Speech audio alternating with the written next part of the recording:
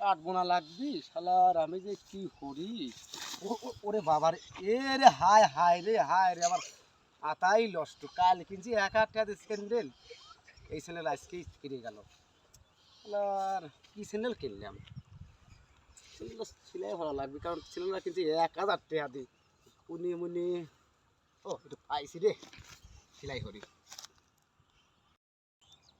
চলো 1,000 টাকার স্যান্ডেল রে, স্যান্ডেল জোড়া সিরি। আরে ভাই কি করছেন ভাই? আমার তো স্যান্ডেল সেই হিসাব, স্যান্ডেল সাইজ আমার স্যান্ডেলটা সাইজ জানতো ভাই। এই ভাই, আপনি কি আমার পাগল পাইছেন না? আমি একটু উঁচি নাকি?